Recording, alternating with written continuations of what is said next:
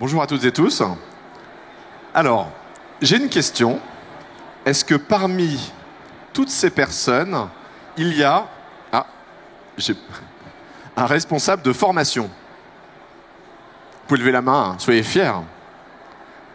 Est-ce que l'un ou l'une d'entre vous veut bien venir ici? Ça fera pas mal et ça peut rapporter gros. J'ai besoin de 2 volontaires.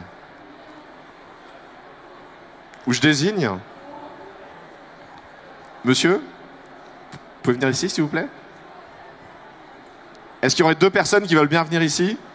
Plutôt au premier rang, ce sera plus simple. Ça dure 2 minutes. Merci. J'ai une bonne nouvelle pour ceux qui vont venir. Il me manque une personne. Je veux bien, ouais, si vous faites passer. Alors, l'un d'entre vous est responsable de formation. Vous êtes responsable de formation. Voici votre budget formation.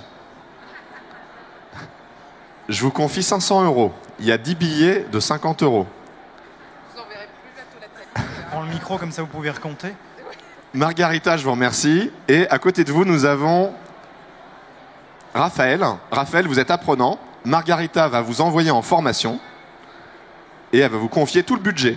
Elle vient de dépenser les 500 € pour vous et elle va vous les donner.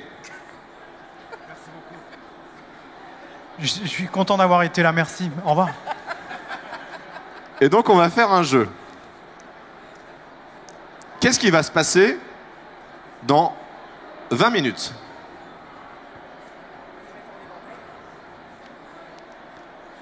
On a un 3e joueur.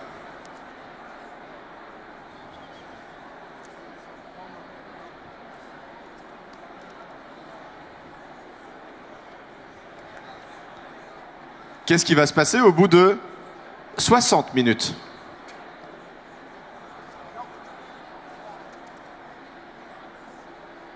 Qu'est-ce qui va se passer au bout de 9 heures?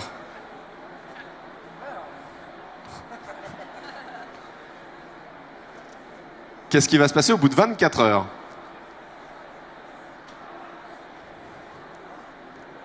Qu'est-ce qui va se passer dans 2 semaines?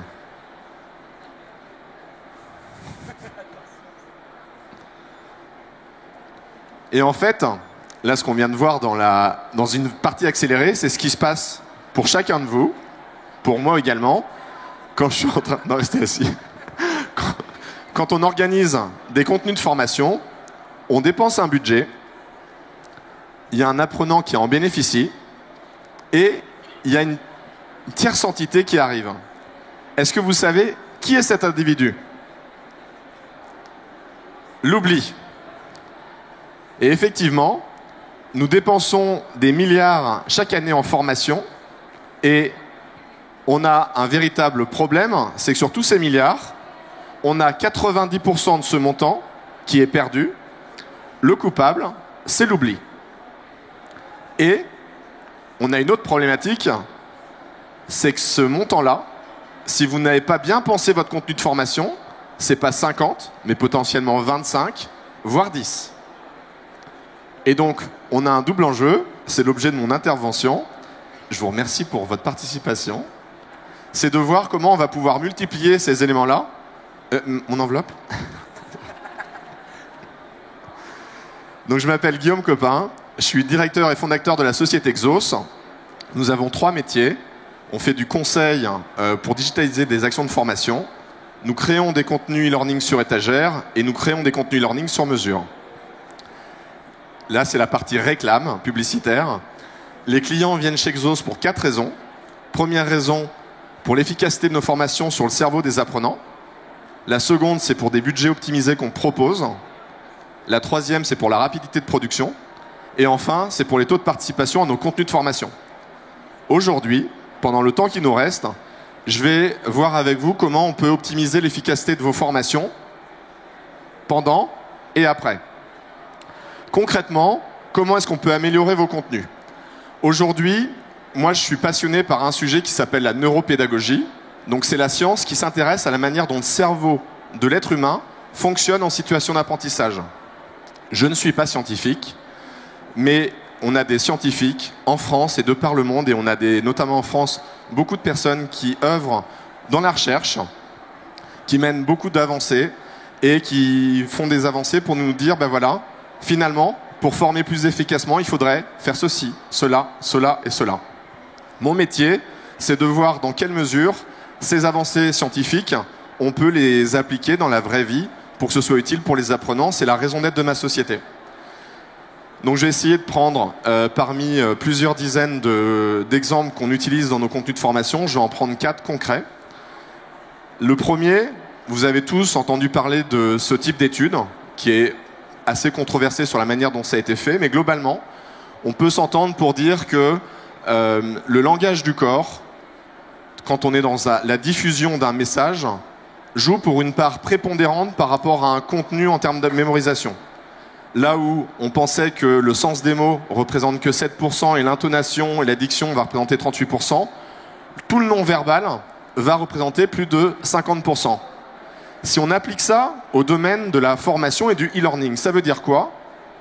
Ça veut dire qu'on va enterrer des petits camarades que vous avez vus sur vos écrans dans les années 2000 à 2010. On avait, au début du e-learning, de superbes mascottes qui étaient intégrées, qui étaient intéressantes, qui étaient rassurantes dans notre esprit français quand on les a mis en place, et c'est notamment pour rassurer par rapport à l'arrivée du e-learning. Tous ces individus-là sont en train de disparaître parce que justement ils ne peuvent pas porter le non-verbal, ou si on leur faisait porter, ça nécessiterait des développements informatiques qui seraient très coûteux, et on les remplace par des vidéos d'experts. Donc on vient faire intervenir sur scène, dans les contenus pédagogiques des apprenants, des vraies personnes qui en général sont issues de l'entreprise et qui viennent faire des apports pédagogiques sur des méthodes, des savoirs, des conseils, et sur lesquels on va faire du renfort sur la partie suivante de l'écran. Un second élément, pour celles et ceux qui habitent en région parisienne ou dans l'Ouest, ces derniers temps, on a eu quelques contraintes climatiques. Si vous êtes sur la route, à 100 km/h en ce moment sur une de nos autoroutes, en un quart de seconde, quand votre cerveau voit ce symbole-là, il y associe automatiquement le sens qui est rattaché. Quoi? Je l'espère pour vous et puis pour la santé de vos passagers. Vous n'avez pas à le décoder.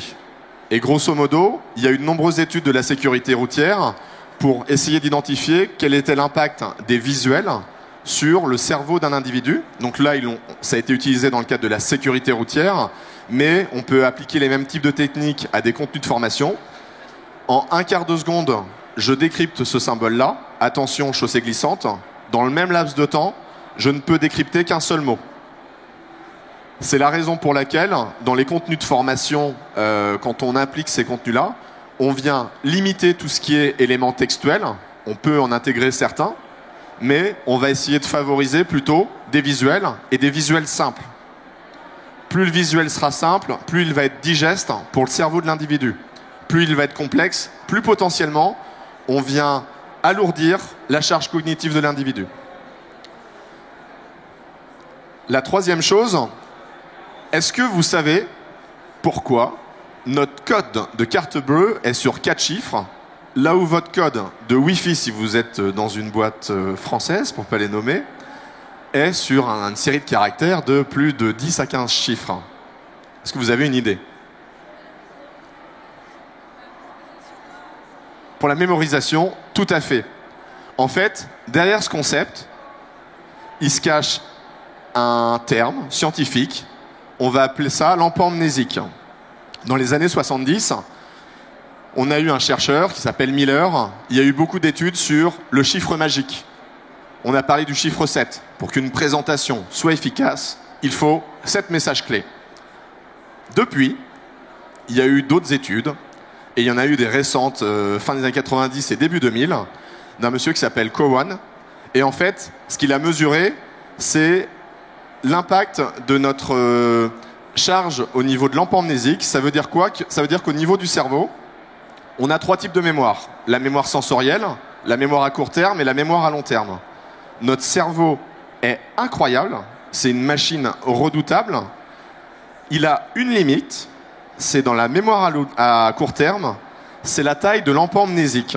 Cette taille-là, elle est restreinte. La mémoire à court terme, c'est celle qui vous permet de lire un livre, de composer un numéro de téléphone.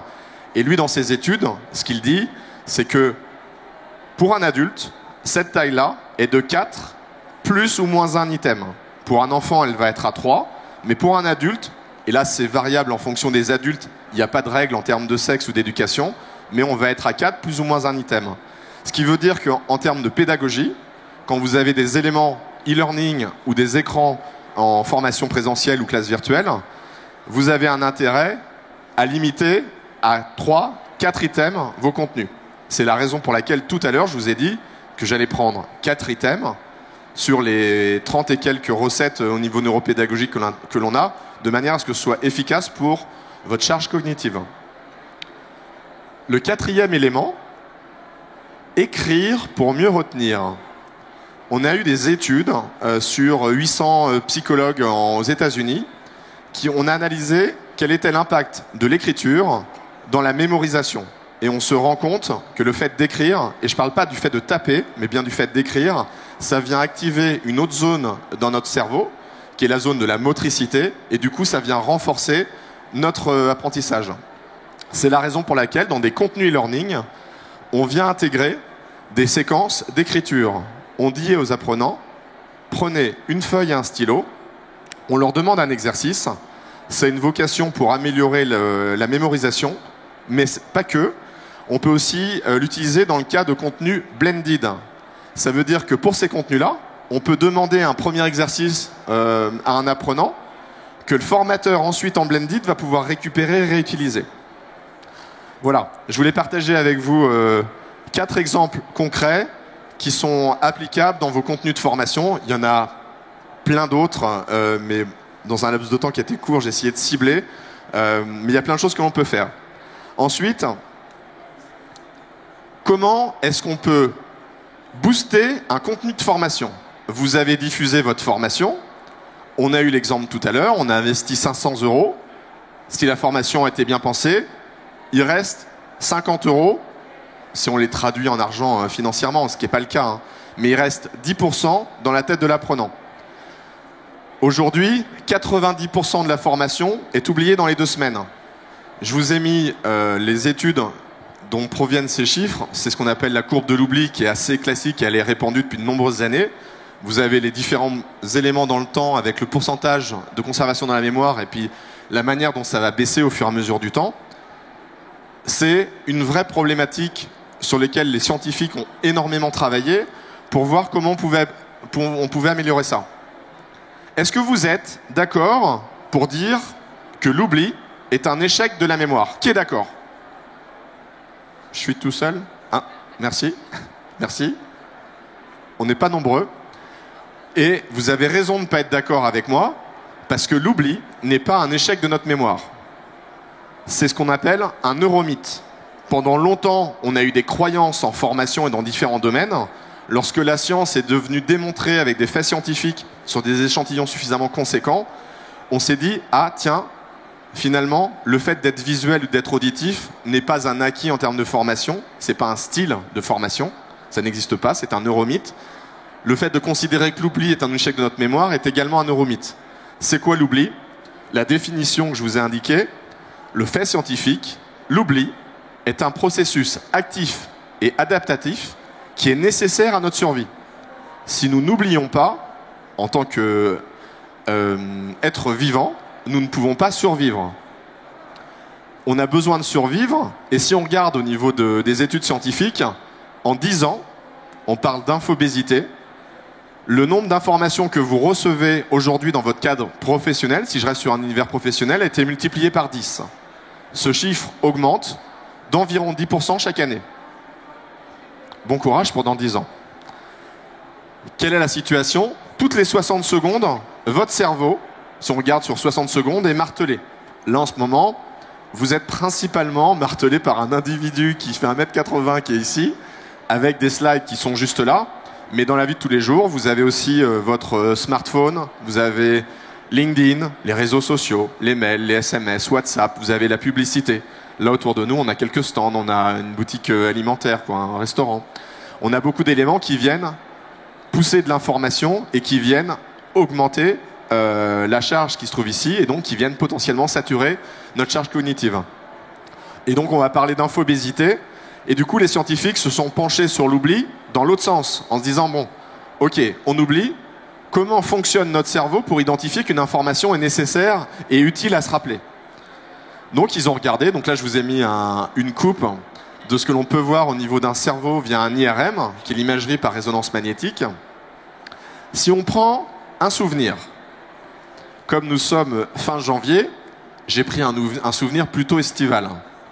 Comment est-ce que je vais me rappeler d'un moment agréable que j'ai passé autour d'un barbecue dans une journée chaude avec des amis au mois de juin, avec des denrées diverses et variées?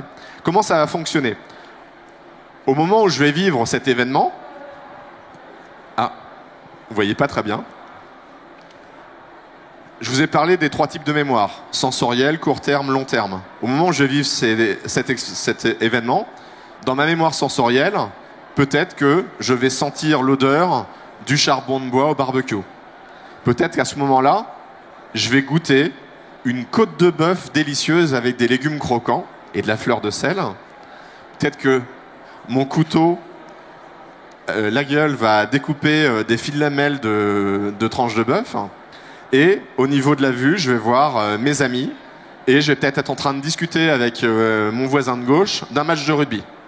L'ensemble de ces informations-là vont arriver par ma mémoire sensorielle, vont atteindre un élément qui est dans le cerveau qui est à peu près là, qui s'appelle l'hippocampe, et les informations vont être organisées sous la forme d'un schéma. On va parler de carte mentale. L'ensemble de ces informations-là sont reliées, encartées.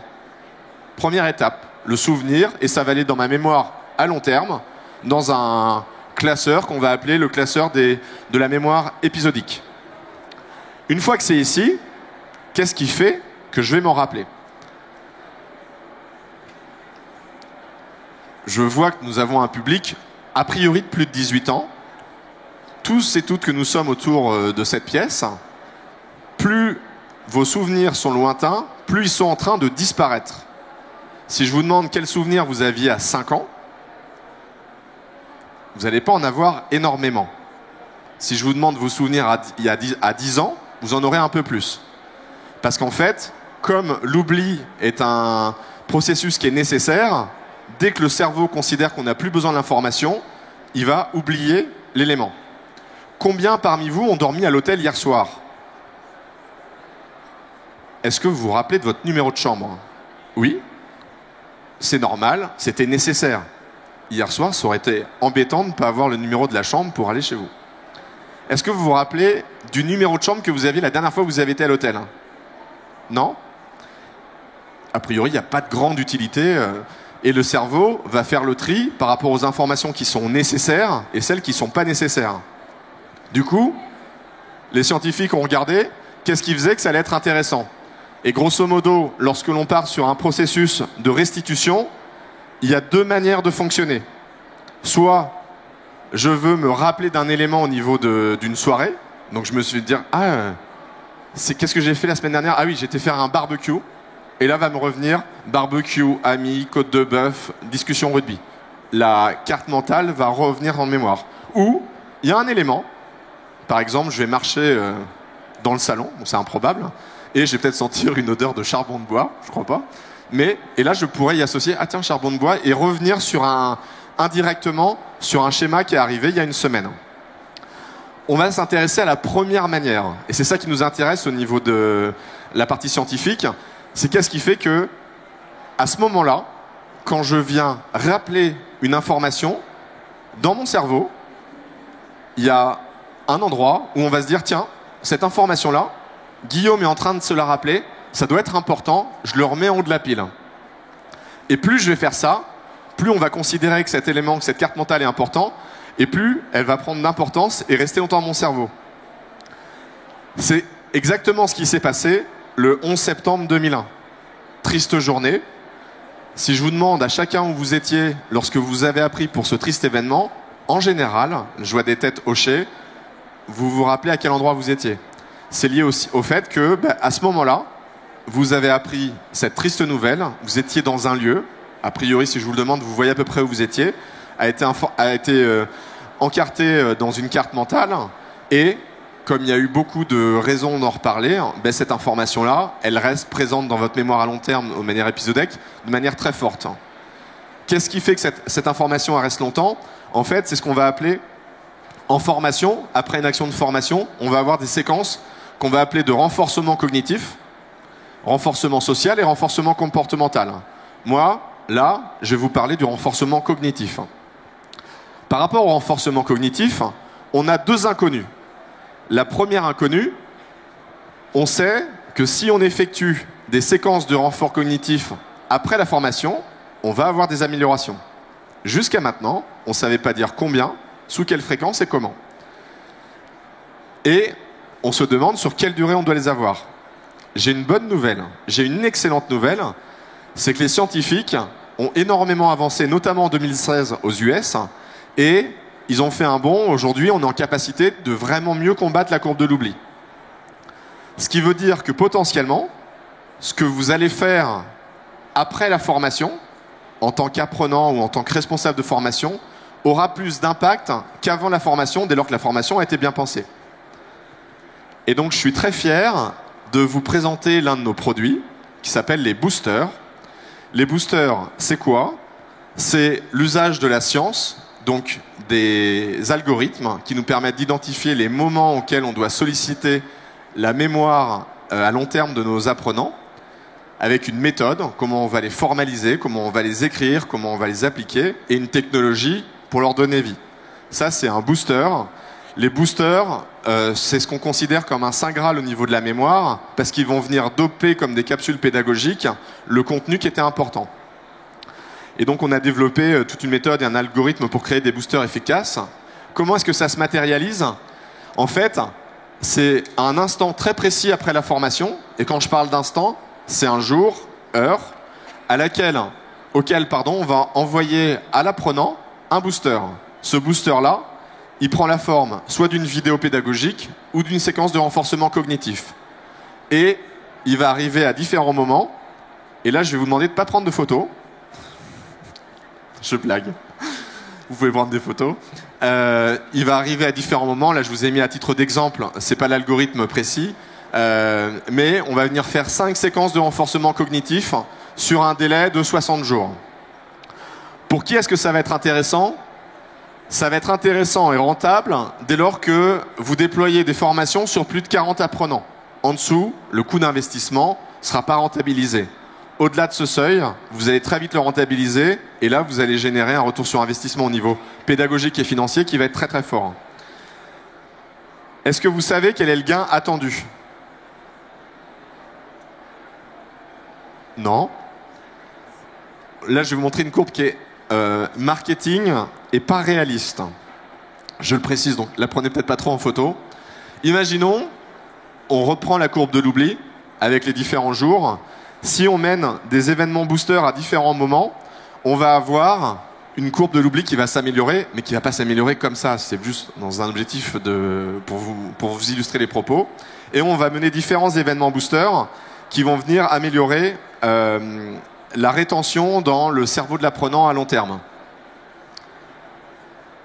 Et notre objectif, et là je vous demande d'être particulièrement attentif, j'ai fait un slide et il y a un effet très spécial, fait maison, c'est